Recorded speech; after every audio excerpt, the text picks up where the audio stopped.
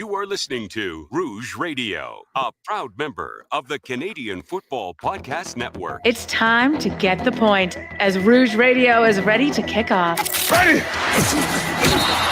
The best football talk with the best in the business. So what is the cost? You have 2 first-round picks this year because the Argos are dumb enough to trade for Drew Willie. A few rookies. We go directly to the on-field product. We welcome to the show the 20th overall pick in this past Sunday's CFL draft, DeAndre Wright of the Alouettes. DeAndre, welcome to the show. Thank you, guys. Thank you for having me. And the occasional Hall of Famer. Please welcome Doug Brown, who is one of the members of the current class of 2016 in the CFL Hall of Fame. Doug, thanks for joining us today. Oh, thank you, guys, for the kind words and for having me on the program. Rouge Radio is on the air. Here's your hosts, Robert Dalton and Tony Allen. Welcome back to another edition of the Rouge Radio podcast. This is episode 444, powered by the Canadian Football Podcast Network. Again, my name is Robert Dalton, and joining me, Mr. Tony, I hate Tabor, Alberta. Allen, is that the name? That's a little extreme, but maybe not 100%. It's not my kind. It's not my kind of town. But having said that, I'm still alive, so it can't be that horrible. If you are joining us live through YouTube or Twitter, make sure to dive into the comments and interact with both Tony and I. Judging by the background, you're not home. You are in Tabor. All right, you are in Tabor. Yeah, it was.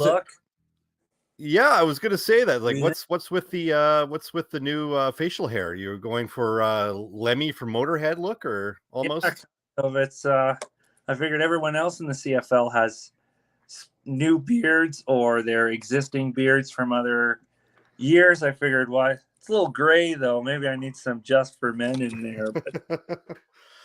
No, and you're going going for the regular beard because those are all covered. So I figured let's do something a little bit outrageous. So you're going for the silver fox look, right? Well, I don't know. I think you have to be handsome to be a silver fox. So I don't think we'll get a lot of votes for silver fox. Come on. Everybody in Tabor has voted Tony as the hottest. Actually, I went with this look because you can kind of see how white that is? That's the whole chin. So I'm like, let's take as much of the white as we can. All right. So we've got a decent show lined up here today. First off, did you catch any of the games as much? I mean, you're out of town, you're working. Yeah. Did you catch as much as, because I was limited at softball Thursday, obviously caught most of the Bombers game on Friday. And then, obviously, just as we're recording, it's about an hour removed from a crazy game in Saskatchewan. But it's like we recorded on last, I can't remember what day, it was Sunday we recorded. And we had no idea about the COVID situation in Saskatchewan, or maybe we did, but it wasn't as tight-lipped, I guess. And then the game was almost postponed to a later date in the season, and then they only pushed it back a day. But first off, any thoughts that jump out of you from week 7? Unfortunately, I didn't get to watch as many games as I wanted to. I get pretty busy here.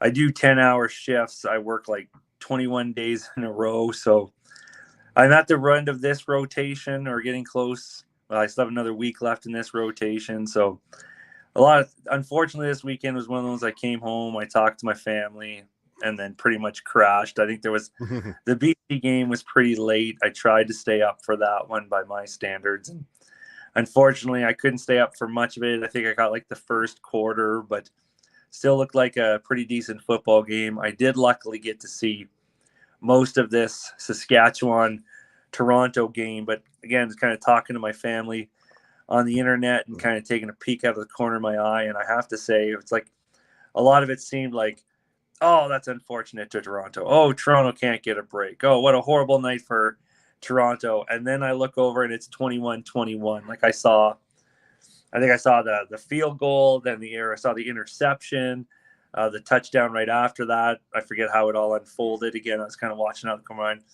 But it's like, well, this one was close, but Saskatchewan ran away with it. And it just looked like a comedy of errors for Toronto for my catch. And then I look over again, and it's 21-21. So that's what you get for looking away from a CFL game for 10 minutes, and everything changes. And boy, the wheels just exploded off this Saskatchewan Roughriders team. I'm not gonna admit, like, after seeing Saskatchewan these 2 weeks against Toronto, it's like, I don't know, like, they got a good defense, but I don't know if I'm that afraid of the Saskatchewan Roughriders. I mean, with all things considered, I mean, Kyan Schaefer-Baker is as good as a receiver as he is. I don't know if he is a receiver that you can count on as your primary receiver, and you have like almost no depth behind him. Tevin Jones, decent play, but I mean, we saw what an offensive. First off, I mean, Jake Delagala, you got to give him, his credit where it's deserved. I mean, not exactly the most ideal situation to make your CFL, your first CFL start. Although granted, it's at home, so it's not really too bad. But that offensive line, if you thought that Cody Fajardo was going to get beat up behind that offensive line, the guy making his first start, not the best way. But I thought this game, I don't know if the wheels fell off Saskatchewan. I think Saskatchewan held their own. It's just, I have so many emotions about this game. The emotions are that Toronto badly outplayed Saskatchewan through most of the game, in my opinion. The issue is that there were so many coaching decisions that I do not get from Toronto's side. First off, I get it. So I'm not going to say you're a complete idiot, Dinwiddie, for challenging the third and goal or a third and short gamble that was ruled a turnover. 99.9999%, you are not, because they're like, imagine relying on CFL technology to blare through 10 300-pound guys and a quarterback and a bunch of tight ends or what have you to find a whole, like a small little brown ball. And you're going to have to depend on that technology to determine if the refs had actually the proper snap. I don't like that challenge for coaches. It's not the first time this year. But then another one that actually turned them around is that they had a third and goal at the 1, and they were third and goal. They went 3rd and 1 from the gun. And that's another thing that really needs to be removed from coaches' playbooks. If you're going to be third and goal and gamble at the 1, quarterback sneak is the proper way to go. You're already losing yards just by having the ball snapped in the shotgun. If you're not going to get it, you're not going to get it if you're a quarterback sneak. But it's sometimes coaches seem to outthink themselves. And of course, the one thing is that he trotted out near the end of the first half, Boris Bidet, to try a 61-yard field goal. You had the lead, and you tried to. There was no way that was going to get that field goal was going to be successful. And Mario Alford, newly acquired Mario Alford, takes it all the way back. And Saskatchewan had no business being in the lead based on stats and whatnot. They took advantage of some serious lack of coaching skills by Ryan Dinwiddie. And it just so happens that, Saskatchewan's backups, they just didn't have what it took to hold off to keep that lead. They say no lead is safe, but man, when you have lots of backups for Saskatchewan and Ryan Dinwiddie making some coaching, I don't know what you call those decisions, but man, I'm so many mixed emotions, and I have no idea how this game is going to end. And I think the right team won just based on the stats alone, but I digress. I feel that Saskatchewan, like I said last week's show, I think Saskatchewan was doomed to lose that game, despite the fact they had the lead almost. But I don't know. It's just one thing. Well, getting them to jump offside that badly with that game on the line, and to get some guy jump offside to keep your drive alive. It was 3rd and inches anyway, so they better have gotten it. But still, and that that turnover for the touchdown that sealed it at the end after the Argos field goal. As soon as he started scrambling and trying to make more than there was, I don't know if it feels like if you feel this way too when you see a player trying to fight for more yards and keep going. As soon as I saw him trying to fight, I'm like, that ball's coming loose. The ball always comes loose when a guy fights and doesn't go down when clearly the play is dead. And that's what I like. And I'm not saying I'm clairvoyant and predicted it. I think that's one of those things that every single CFL fan knows. When you see a player fight like that, it's always just like, well, that's coming loose. Like, it always comes loose. Your brain has that millisecond where you're like, that ball's coming loose. Any player that fights like that, I've seen it 100 times. And of course, sure enough, the ball comes out and all Saskatchewan hopes are gone. Like, sometimes guys just need to know to go down. I know you're trying to win the football game, and maybe if you could have got down to the sidelines fast enough or something, you could have got a play off, but that's just always brutal. That frustrates me. And it's funny because it's a you're talking about that, and I saw something on the screen that really just kind of I'm not going to besmirch a player for fighting for more yards, but yeah, it's like, I know it's easy, it's hindsight's 2020, but sometimes you just you have to be aware of the situation and where you are on the field, and I think there are a lot of players specifically in this game alone that lack that awareness. And by the way, anybody else annoyed by the fact that 30 seconds left in the game and there's a power outage at Mosaic? Yeah. So all of a sudden I'm like, wait a minute, did I just miss the last 30 seconds of the Riders trying to make a comeback? And the TSN just went directly to I don't know, tennis highlights, I think they went to. Yeah. And I was like, did you really not want to watch this game? Like, you're so disappointed that the Riders, and then it turns out it was just a power outage at Taylor Field. So what do you know? It's I mean, give credit to where Saskatchewan, I mean, with everything that they had against them, they very well could have easily just went to a vanilla, like a preseason type offense. But I don't like to say that teams, you like to think that you're, in control of your destiny. And I know that we always hate to say the fact that, well, this team didn't win, the other team lost. Mm-hmm. Toronto tried their best to lose this game. It almost seemed like, and to me, it was kind of like, and again, not taking anything away from what Saskatchewan did because they were in a hole from the get-go, but it's just, it's really tough to go away from that sentiment. Any thoughts on the other three games that you want to talk about before? No, not really. Montreal, just a Jekyll and Hyde team with this Montreal. Like, they beat the teams they're supposed to beat, I guess. Mm-hmm. There shouldn't be any huge thing over Montreal picking up the win. Ottawa, I don't know.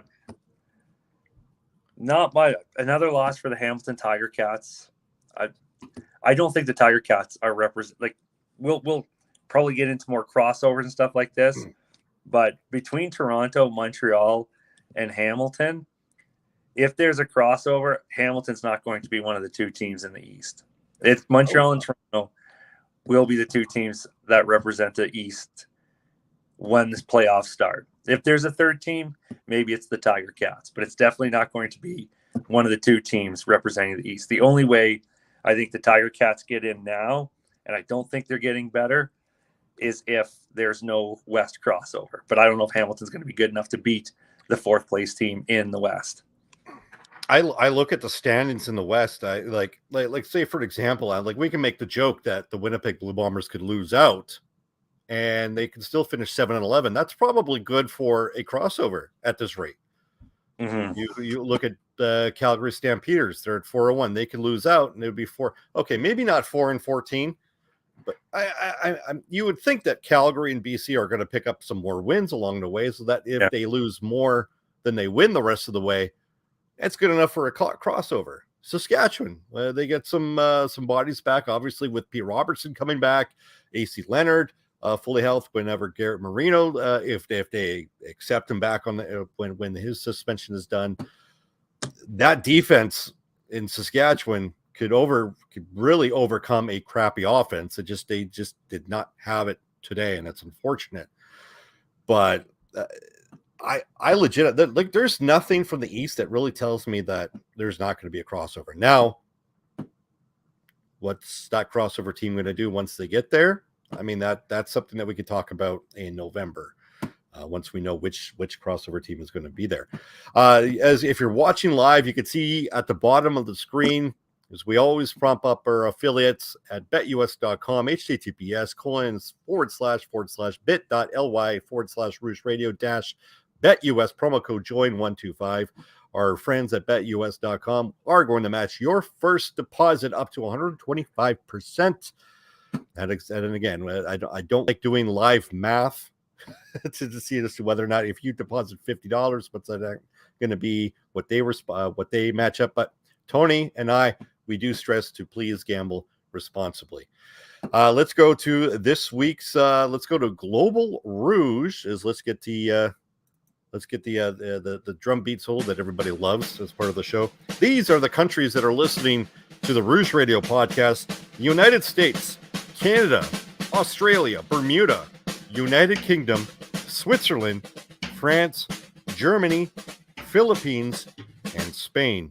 Top cities: Winnipeg, Calgary, Edmonton, Victoria, Toronto, St. Albert, Ottawa, Quebec, Regina, and Montreal, Quebec. Those are the top cities and countries listening to the Rouge Radio podcast.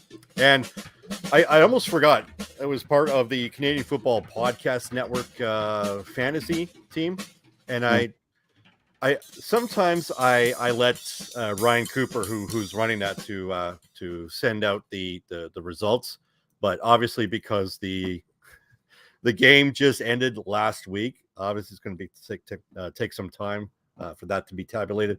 But I think throughout the show, I'm probably going to at least take a little gander to see if it was close for me, because it was not a good week for me, I don't think. I decided to take advantage of the Edmonton Elks D, and I think I had Zach Claros, who threw for like 40%, but 2 touchdowns. And I think I had Dalton Schoen, who caught a touchdown for 100 yards plus. Outside of that, I don't think I really did some well. Speaking of doing well, we take this time to start talking a little bit of hockey. Get your hockey fix out of the way. Your Calgary Flames, with everybody was just kind of bemoaning Matthew Tkachuk being shipped out of Calgary, and your Calgary Stampeders didn't play this week, so I'll let you have your Tony's Flames corner this week. I'll let you talk about how happy you are before we move on. Yeah, I'll have to admit, and the thing is, I'm not a big Matthew Tkachuk guy. I'm not gonna lie. You know how you watch a guy like Brad Marchand, and you say, "Man, I'd love to have a real pest on my team. Like, I'd like to have that guy on my team. Like, I want my team to have one of those guys. You need that guy to win." Matthew Tkachuk taught me that I do not want a guy like that on my team. It turns out that if you put that kind of guy on my team, I'm not going to love him. So I'm not going to lie. I didn't like how he plays. I don't like his style of play. So when he said he wasn't going to sign long-term, I wasn't that disappointed. I'm going to be honest with you. I didn't lose a lot of sleep. It's kind of like, oh, too bad. And he's a ghost. Like, he would disappear. He'd score a goal, be very proud of himself, disappear for 2 weeks, come back. And honestly, without Johnny Gaudreau and Lindholm, he's nothing. So unless Florida's going to give him somebody to pick him up, because he doesn't make the people around him better. I don't care what anyone says. I've watched my team more than you have. He doesn't make people around him better. He can't drive his own line. If he hadn't been with Johnny Gaudreau and Elias Lindholm, he's not scoring 100 points this year. That was not him. And Florida's in for a very disappointing reality check if they don't put him with somebody that makes him better. And then I got the notification the trade happened. I kind of closed my eyes. Then I opened up social media. I started to see, okay, what was the return? And when I saw it was Jonathan Huberdeau, I might have blacked out for a second. I really don't even know. I don't remember what my reaction was because I think I might have actually blacked out. Like losing Johnny Gaudreau one hurt. That one hurt. That one I had trouble with. I'm still struggling with it. I didn't want to lose Johnny Gaudreau. But when you get rid of Matthew Tkachuk and bring in a guy that led the league in assists last year and 115 points, and then bringing a top 4D man and a first round pick, it was like the best trade. That might be the best trade in Calgary Flames history after the one that brought Mika Kiprusoff in and maybe the one that brought Doug Gilmour in. Those like maybe the only two other trades at the same level as what this one was. That's my Go. 2 minutes of joy. There we go. Yeah, I was enjoying the final minutes of the Bomber game, and and it wasn't really a great game, but I mean, if you have, if you're a fan of a team coming out on the winning side, then it's whatever you want to think it is. And then all of a sudden, social media was like, "Oh, this game sucks! Holy crap!" Brad Treveling making do it. It's like, wow. But yeah, I think you're right. Florida Panthers, they're like right now they're 3 million over the cap.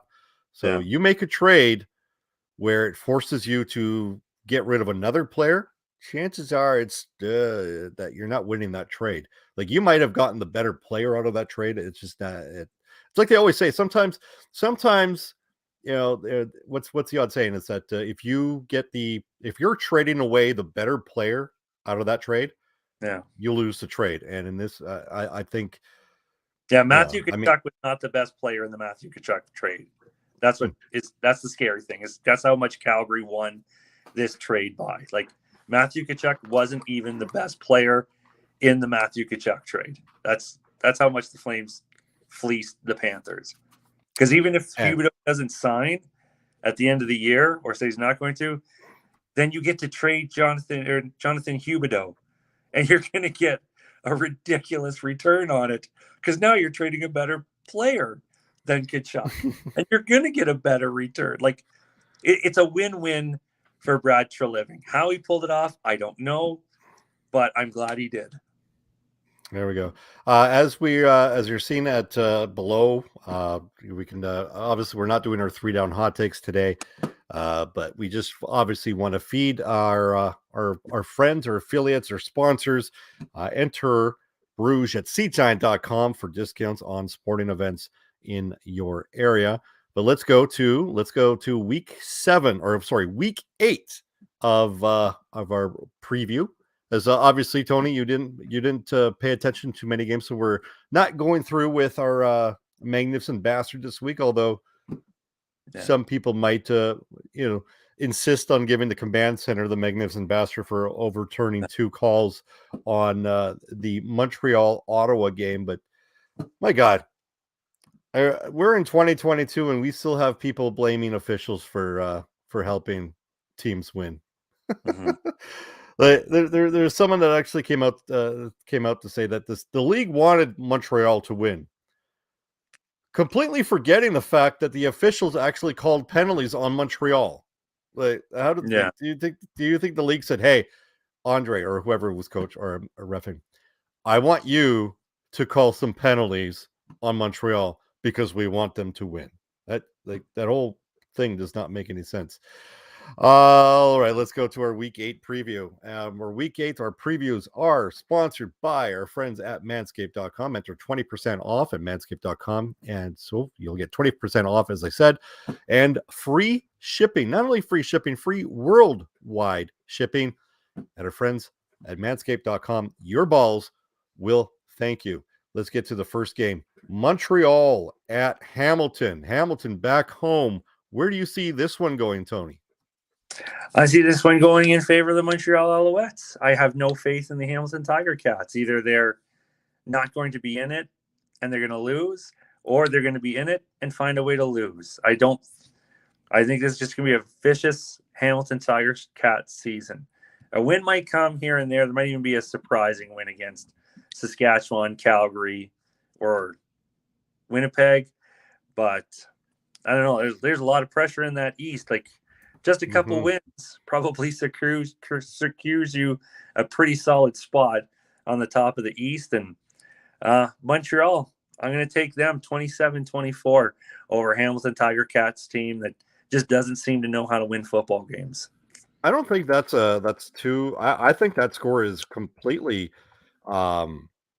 generous to Hamilton. I'm with you on that. Like, I liked what Hamilton did against BC Thursday night. I think the personnel is there.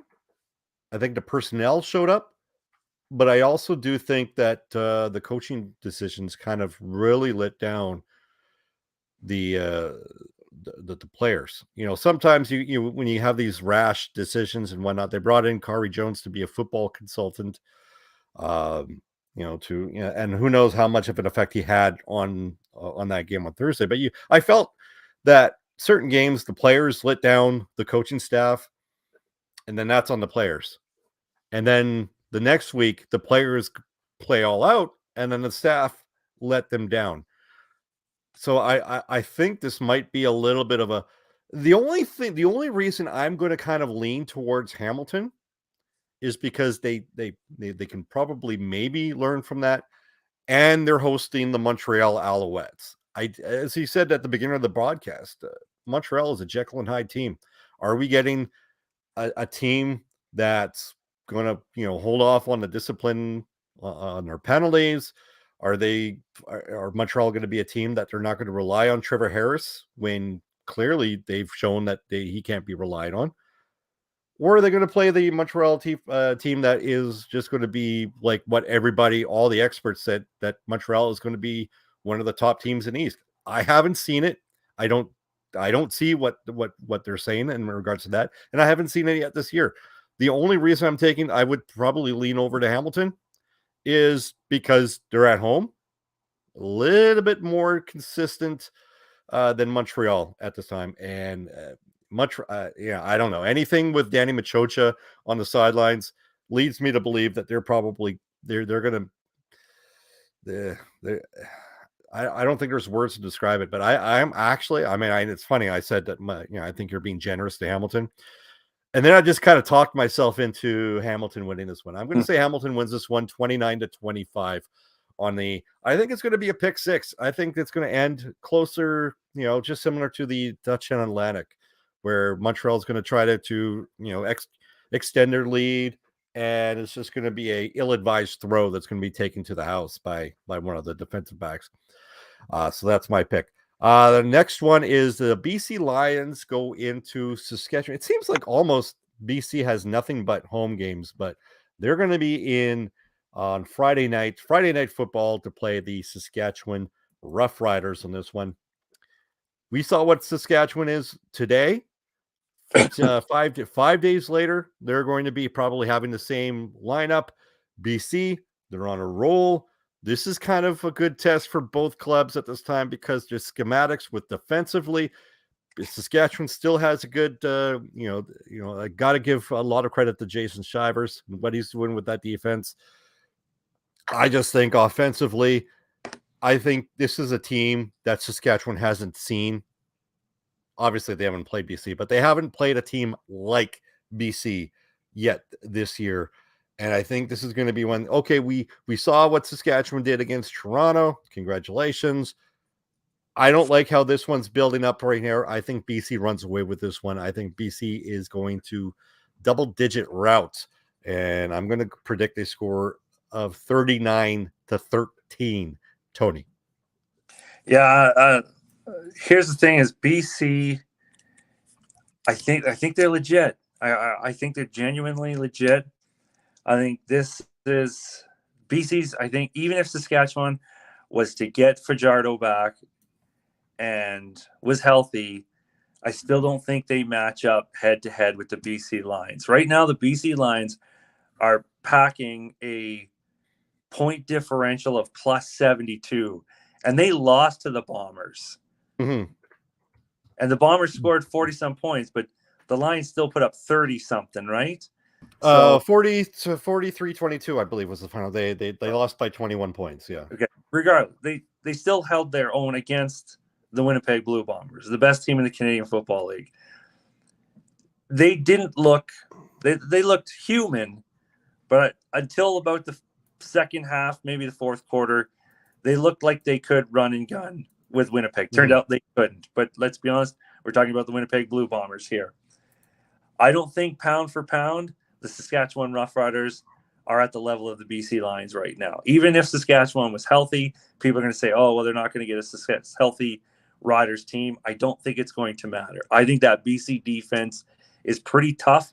I don't care what they did against Hamilton. I don't care what Hamilton it looked like. That's not a team they need to worry about. It, whatever. They got past it. It was an Eastern Division rival. Well, not a rival. It was just an Eastern Division opponent. There's no emotion there. There's no desire to crush them like when you're playing a West team. And offensively, defensively, BC is better. If Saskatchewan is fielding this team next week, I don't care that they're in Saskatchewan. You know, a good defense, the Lions can still get scorched here and there. 31-26. I guess I'm being more generous than I'm presenting myself for the Saskatchewan Roughriders. Maybe I just don't want to go full blowout because I also don't think Saskatchewan is a garbage football team. I just don't think they're a threat this year. They're a good football team. They're going to be a 500 football team, maybe a couple games over 500. I think Winnipeg and BC are at the top of the West. Saskatchewan is right in the middle. I don't think they're a threat this season, and they're not going to be they'll be a pest to the BC Lions, but that's all they're going to be, and BC wins this football game. Yeah, I think that's fair. I just think that right now I don't think even at this time Saskatchewan's not a garbage football team. I just think that right now they're going through some issues that I think it would be pretty tough for any team to burst out of. And I think right now the BC Lions are just not the right team for them to face going through those issues. The third game on the docket here, of course, is I don't even know if Winnipeg's actually traveled home. I don't know, but they come out with a gritty win against Edmonton, staying in the province of Alberta to play the Calgary Stampeders. Where do you see this one going? Calgary wants this one a lot, not just because of what happened in the previous meeting. I think this is a good show game for the Calgary Stampeders. I don't know why I keep wanting to go back to Saskatchewan. This is a show me game for Calgary. They've played very well. Unfortunately, they've had the week break, which slows them down a bit. They haven't had that live on the field action. But it's a team that's improving. Bo Levi Mitchell isn't back, but he looks stronger than we've seen the last couple seasons, which bodes very well for the Calgary Stampeders. That Kadeem Carey, MOP candidate, fantastic season. I can't say enough good things about him. And a defense that is trending up very quickly and very promising. I'm not trying to make them sound better than the Winnipeg Blue Bombers. I'm just pumping their tires a little bit.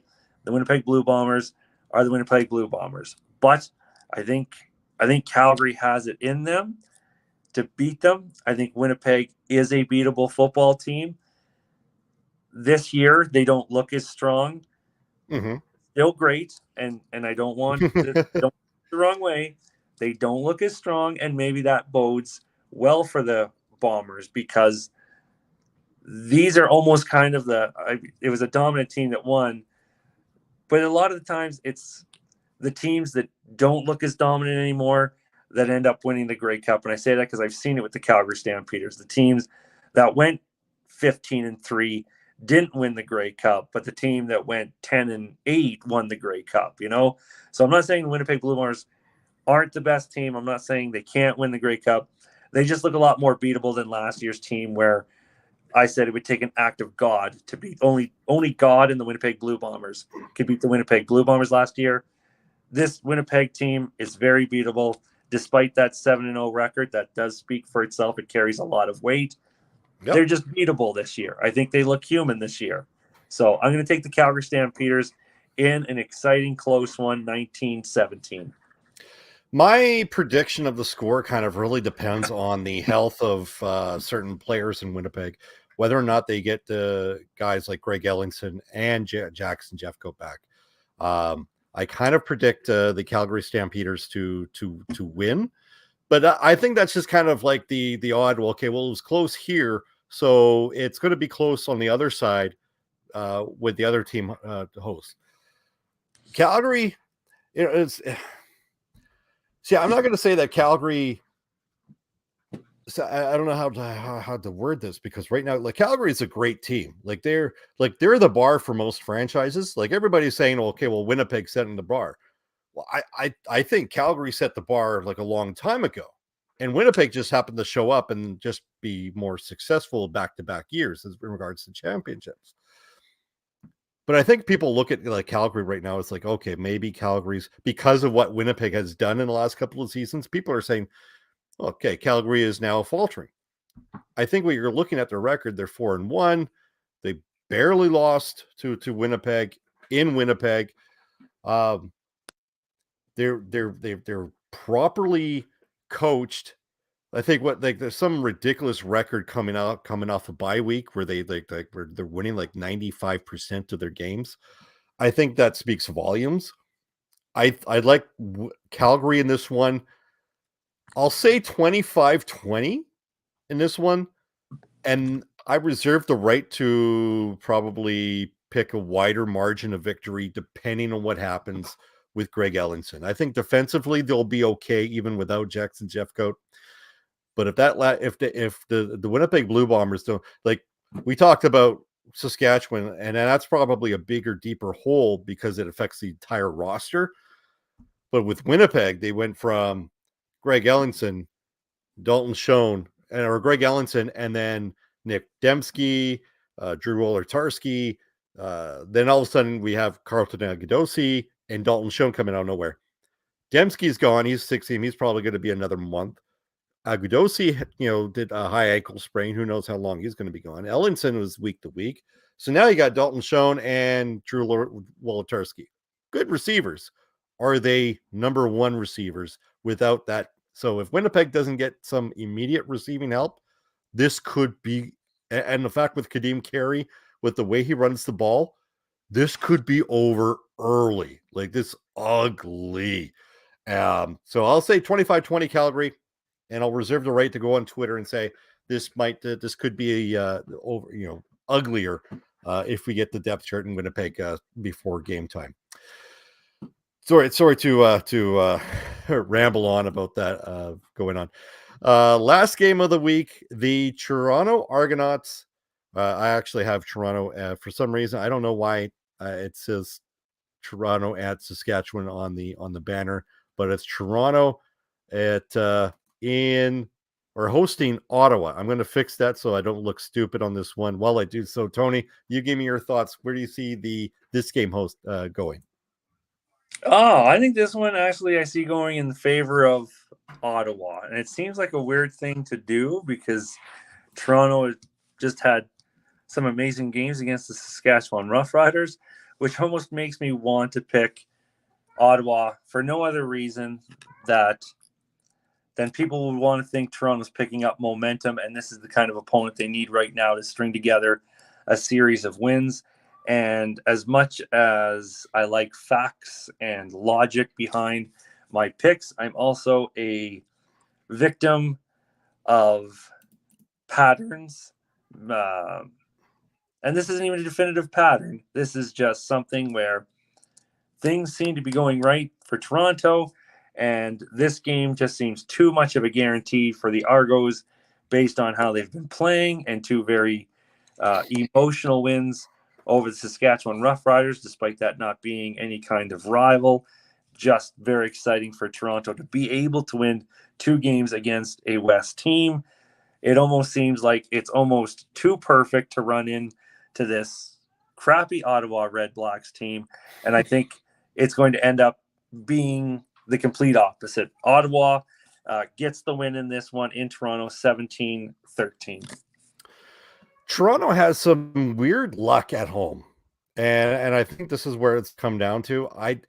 I like what you're saying with this one. I think this game has where you expect something, and we're going to see something completely different. I think you're going to see Ottawa hold its own, but one of the things that really happens week in and week out for Ottawa is no matter what the players do and no matter what the situation does, it's exactly what Toronto showed today, is that they have some very curious coaching decisions happening every week. Toronto, it happened today, but it was only one game. I mean, granted, there's maybe the odd, head scratcher, every other week, but with Paul Police in Ottawa, it's almost like clockwork. Every quarter there's something, there's everything. And I don't like, Toronto's not an unbeatable team where you have to be perfect against them, but Ottawa has to be perfect to beat anybody at this time. And I don't see how they could be perfect at this time, especially with Caleb. Like, I got much love for Caleb Evans. I think he's a mad scrambler. I think he has a accurate-ish arm.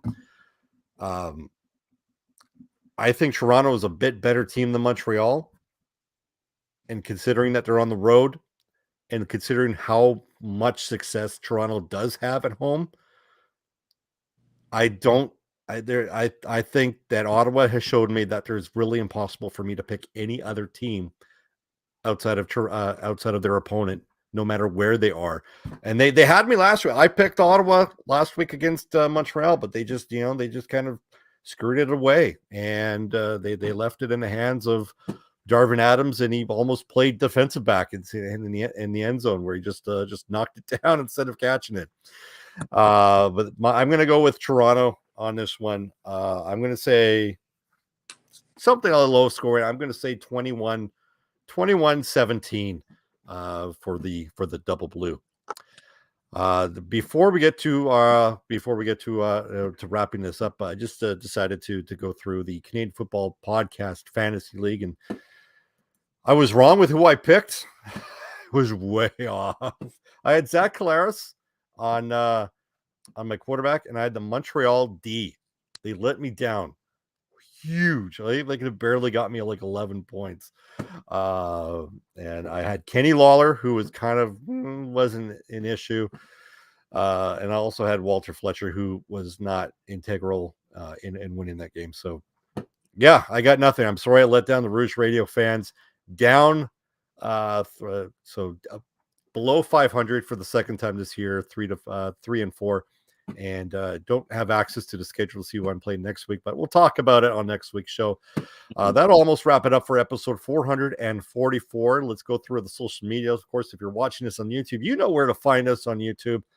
Just search for Rouge Radio or the new Rouge Radio. We might actually still have that as a name on our YouTube page. Also, you can follow us on Twitter at Rouge Radio. Myself at Rouge Daltz. Tony, you can find him at Tony Rouge.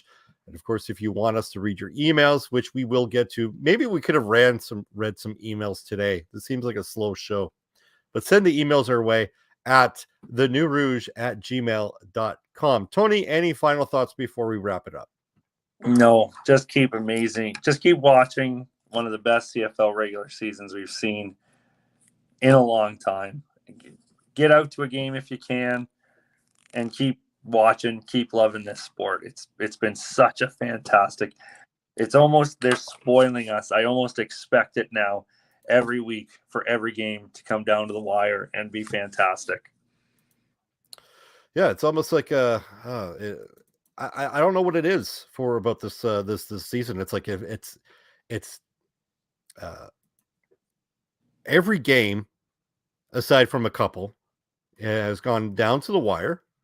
And whether it's a snooze fest to begin with, or just a back and forth, just I don't know what you call an old Western gunfight or what have you. It's just like just a big slobber knocker, as Jim Ross used to say. It just goes down to the wire, and that excitement, that's what we want as CFL fans. Unfortunately, the game in Montreal and Ottawa kind of slowed down the fact it was going down to the wire, but some controversial penalties, controversial command center getting involved kind of slowed down the fact, but that's a rarity this year. So I'm not going to dwell on the negativity. Let's get on with the positivity.